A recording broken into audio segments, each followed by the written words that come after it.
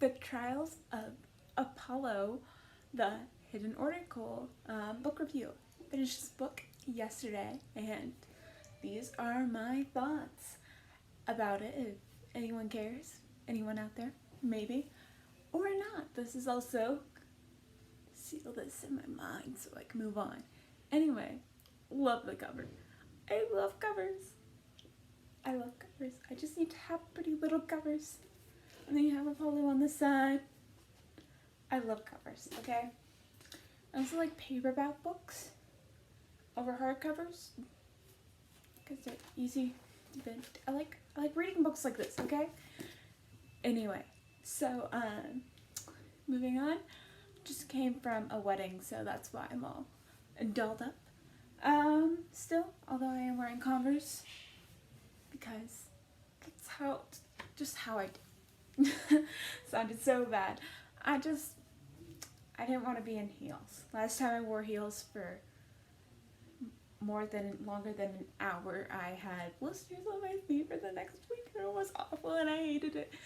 Actually, the last time I did that, it was at the last wedding I went to. Was it? No, it was the second to last wedding I went to. I've been to a lot of weddings recently. Anyway, it was a great wedding. Alright, anyways, you guys want to hear about the book, not about my life. Alright, if there is anyone ever watching this video. But anyway, so, book. Yeah, I liked the book. I started the book and I'm like, classic Rick Riordan, but I was like, I don't know if I really am interested in reading this. But by the end was really good. So, if you're like, I don't know, I just, immediately after the beginning of it, I was like, I don't know if I want to keep reading this. But I persevered, and that's a little encouragement out there to anyone who is trying to read this book. The ending was worth it, in my personal opinion. I don't think you have to read the Percy Jackson series and the Heroes of Olympus to read this book, or the new Magnus Chase book to read this book. This book, I hear that there are spoilers for Heroes of Olympus and Percy Jackson in it. And I think they had a brief mention of the Magnus Chase novel. I've only read the first Magnus Chase book. I've read all of the Heroes of Olympus and Percy Jackson, which I highly recommend. They were so good. I love Percy, and he's in this book. So if that's not a big enough encouragement, Annabeth isn't in it, but Percy is. And that's a huge encouragement just on its own. I feel like Percy just makes any book he's in 10 times better. Oh my gosh, I love Percy. Anyway, moving on. But yeah, I don't think you have to, but there is like major spoilers, and they do talk about the battles. So if you were planning on reading Percy Jackson and the Heroes of Olympus, definitely read those first, and then come back to this book. Like, you would just be very confused. It would be much more easier if you just read those books first, and you should, because they're so good. Rick Riordan is great. He kind of writes in like a very I want to say like almost like a 6th grade reading level type. He has like a lot of jokes in here like that, so if you're not into that kind of writing, then his books are probably not for you. But they are really good books all the same, so you kind of have to like his writing. I love Rick Riordan, and this was a Rick Riordan book through and through. But yeah, basically what happens, the god Apollo made a few mistakes in the last series, the Heroes of Olympus, and now he is being punished for it by his father Zeus. Zeus is his father, yeah. And he is now in the mortal body of Lester, does it say Lester Papa Del Polos? I just wanted to try and horribly mispronounce someone's name. But Yeah, he's in a teenage body, and he must complete a few tasks to gain back his immortality. The first task they must complete is to find the hidden oracle and restore her. So that's him in this book. And it was pretty good. Pretty good. We meet a new character named Meg. I didn't like her in the beginning, but she grew on me. And yeah, well, there are a few. I think Harley was the new character. I don't really remember him. And there were a few new characters in here, but Meg is the most prominent one. Anyway, I do recommend this book to those who have not read it. I gave it 4 out of 5 stars on Goodreads, and I think I'm gonna just stick with that. Can't really think of anything else to say that's not non-spoilerly. So, yeah, read it if you want. I recommend it. My favorite series is still The Lost Heroes of Olympus. I do prefer that series over Percy Jackson. Don't hate me. Mainly because The Mark of Athena was so good in my opinion. I love that book. Ah, it was so good. I loved it. Anyway, moving on to spoilers right now.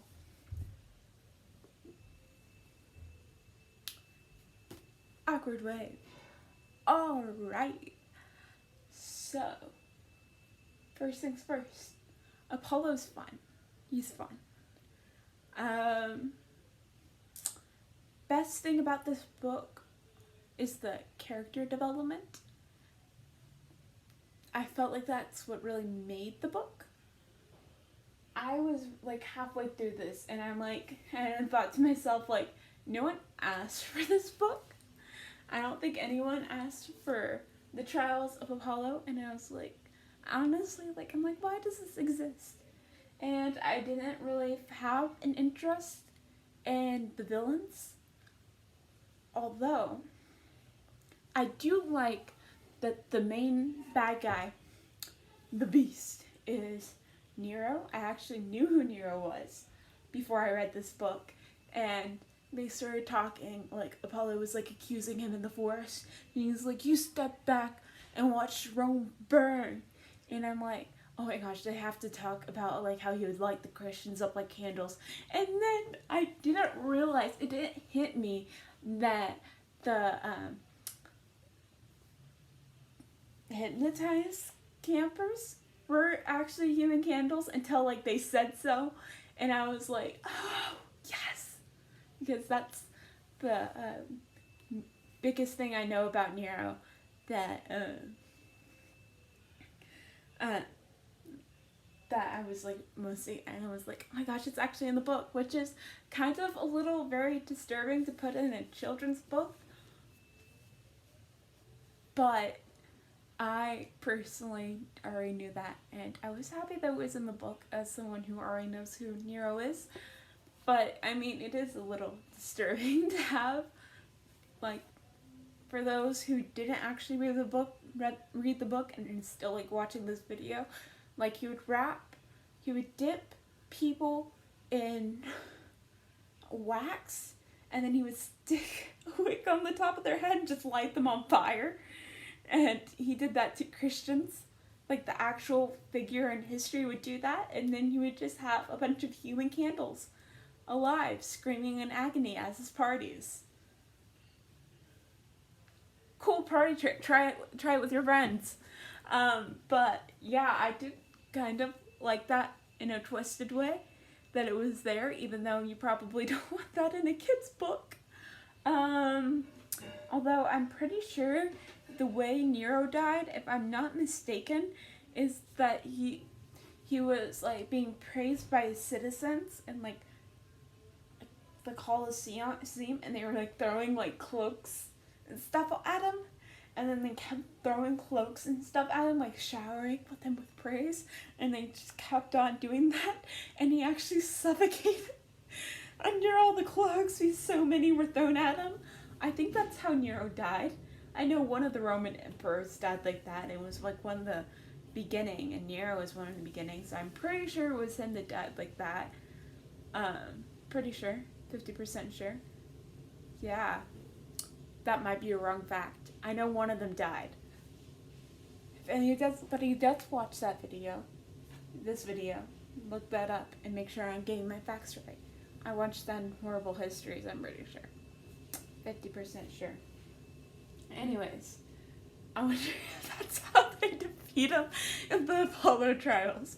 Just like throw some clothing over him. Yeah, I did not like how it was like, oh my gosh, there's an even bigger baddie that's been behind the scenes this entire time, guys. And they've been financing all this stuff. Like, oh my gosh, they've been under our noses this entire time. Like, I read that and I was like, yay, another big baddie. But I don't think that they should have, like, upped them.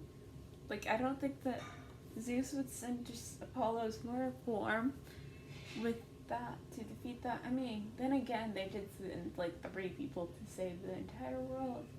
And then summon people to save an even bigger threat to the entire world. Well, destroy. Anyway, gods are stupid. They are very stupid. Moving on. What I did really like about this book was the parallel, I'm still talking about Nero, between Nero and the Beast. One of the biggest reveals in the climax was that Meg, one of our main characters that we've been following throughout this entire time, her stepdad was actually Nero. And we were told that, like, the Beast, Nero's, like, kind of almost alter ego, was the one that killed Meg's dad. And we're like, oh my gosh, the Beast and Nero are the same person. And they're like, oh my gosh, Nero killed Meg's dad and he controls all of New York for some reason. And then it turned out that Nero was Meg's stepfather, the one that she loved and gave her the ring, sword things. And I was like, oh my gosh, that's crazy. Why is she working with him since he killed her dad? That's crazy.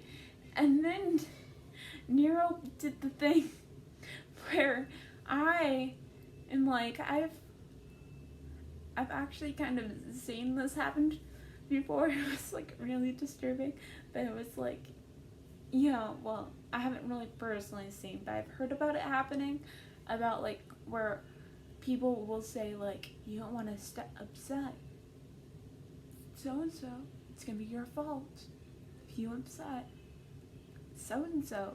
And I think it's a great message to have in a kid's book. Set aside that you could turn people into candles. It's a great message to have in a kid's book, that you are not responsible for other people's actions. Like Nero would say to Meg, like, Meg, you have to obey me. You don't want to upset the Beast, do you? You don't want to upset the Beast, even though he is the Beast. And Meg was so traumatized by her previous abuse that she wasn't able to connect that Nero and the Beast were the same person. And she's like, my dad upset the Beast and he died and I'm gonna die. She's probably has been beaten and stuff.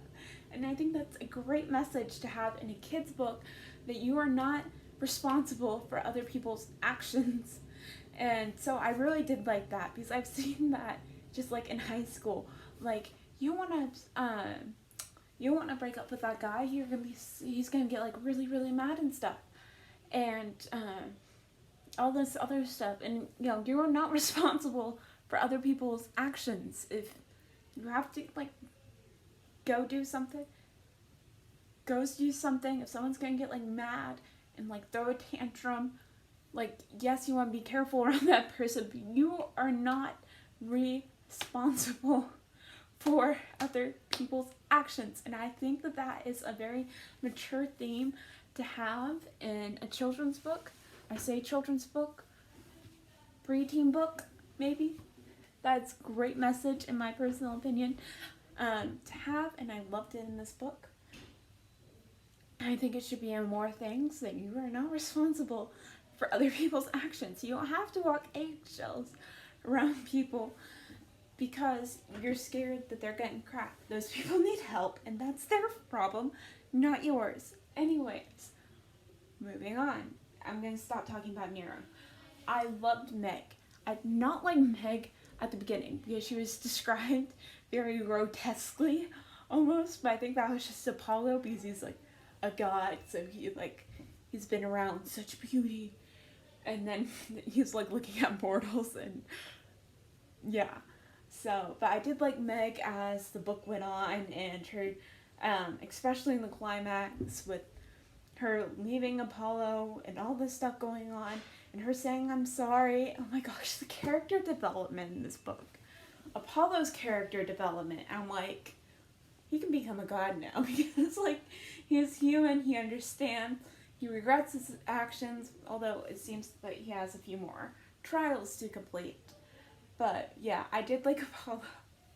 In the beginning of the book, he's like, and then I fell flat on my divine face, and I loved him.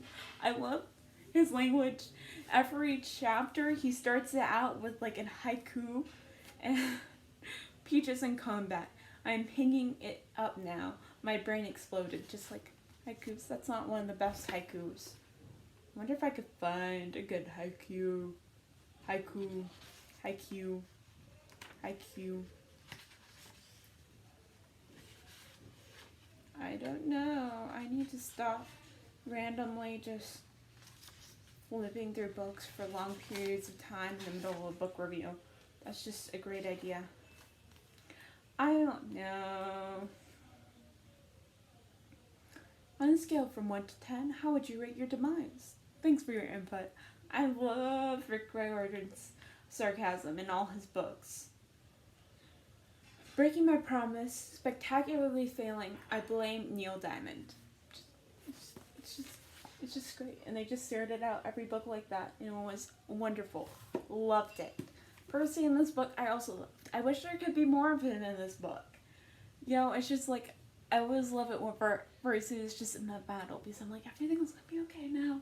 We're gonna win. There's no need to worry. And then he came in with Miss O'Leary, and then Miss O'Leary peed on the giant's head, and I'm like, there's the kid humor.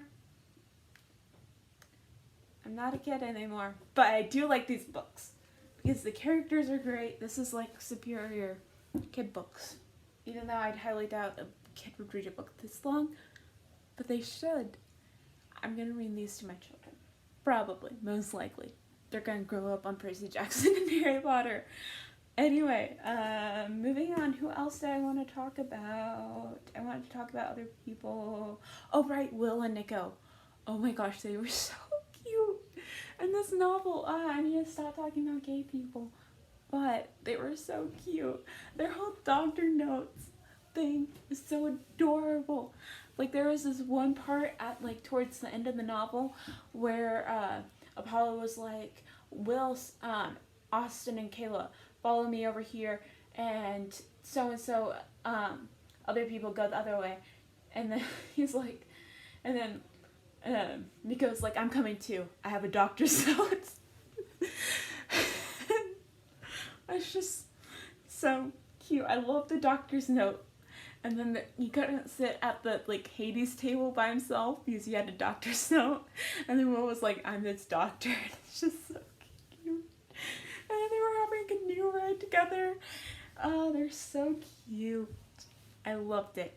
They're adorable, and I'm so happy for Nico. That was probably one of my biggest complaints in the last book, is that Nico was just by himself, and then we had the, I don't know, I can't really say spoilers from the last series because I'm not doing a video on those, but, yeah, anyways, I was really happy that we were able to see that, because at the end of the last book, The Heroes of Olympus, it was just that they were just kind of were like, these two are a thing now. And I was like, okay. And I love that we got to see more of that relationship was being developed. So that was great. Apollo's He had the weirdest things, like one of his daughter, like Kayla, he was like, she reminds me of her dad. And Apollo was like, yeah, she has a dad. 2 dads. Like, come on, there's been weirder things, like Athena has had a child from a handkerchief, and I just love random sarcastic moments like that. I talked about Meg, didn't I? Peaches. Peaches was alright. It came out kind of like a cute companion, mainly forgettable, but I mean, it was cute.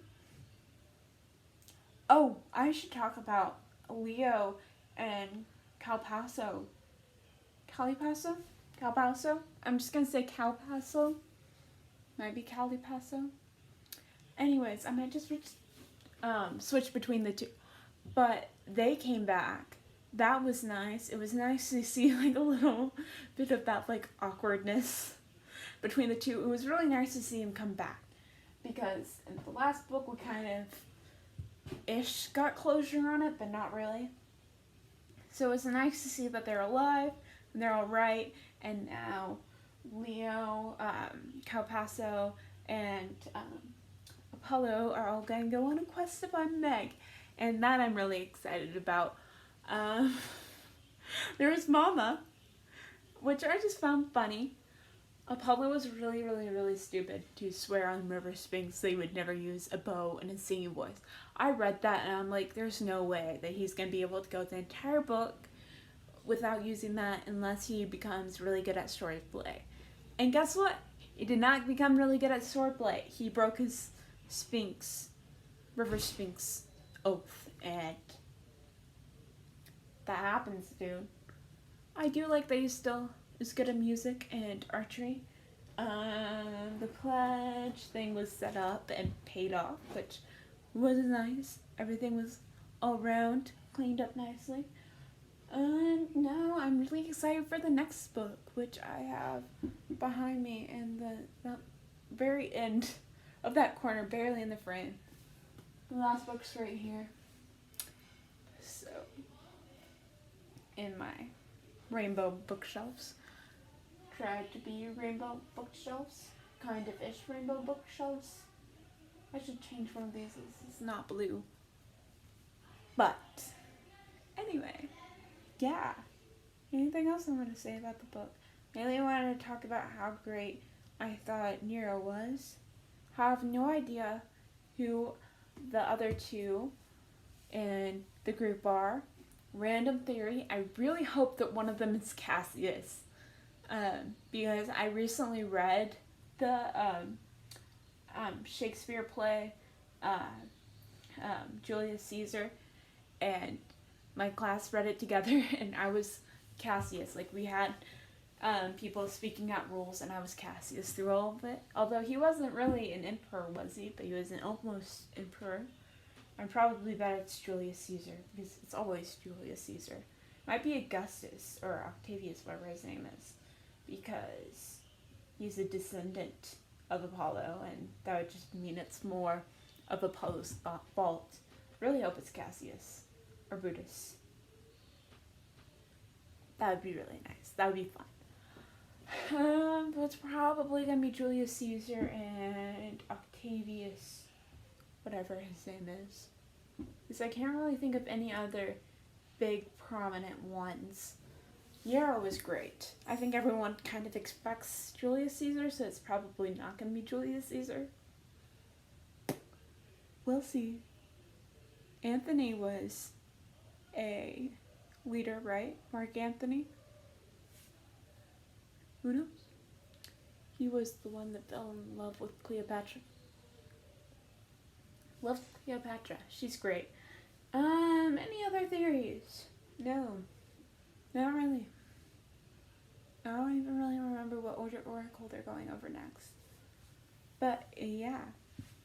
I didn't get the line of the 3-seated bronze fire eater line in the prophecy until, like, Percy, like, told us, and I was like, oh my gosh. I should have known that. Oh, well, I didn't really pay that close attention to the prophecy. I was like, oop, there it is. But, yeah. The songs in here were great. Apollo had one or two great sonnets, or whatever they're called, poems. Or the bullies, like in the very, very beginning of the book came out, and I was like, that's ridiculous. Of course there's bully. And then Meg was throwing out her trash. I do like that she's a child of Demeter? I don't know. I don't know what her name is. The gardening one. I think that that's like a little out of the ordinary. And we haven't really looked in that cabin at all. No one cared about that cabin. So I really like that she's a thing. So that's nice. Apollo should lay off a little bit. And that's about it. So, yeah, 4 out of 5 stars. Thank you for anyone who made this far in the video. If anybody watched, read this book. Read all the Harry Percy Jackson books. I'm going to be reading the next book. I should maybe do a book review for Magnus Chase. That was a good book. I'm pretty sure it was referenced in this book. There was like this one line about him, Apollo going into a tavern and meeting a pretty dude with a talking sword. And I'm pretty sure that was Frey, or whoever his name is, with Jack. So, we'll see. I doubt we'll see about that. But, loved it. I loved Apollo's song of sadness, and everyone was crying and so depressed when he was walking through the ant place. I thought that was great. Great character development. Great job. Love Rick Riordan. I'll keep reading his books. I probably might not read the Egyptian books. I'm kind of like avoiding those currently. I don't know why I have a grudge against them. Like, I haven't heard a bad review. I haven't heard anything about them. Anything about them, really. I don't know why I'm not reading them. I should read those books. I honestly don't know. I might get to those books someday. We'll find out. Bye.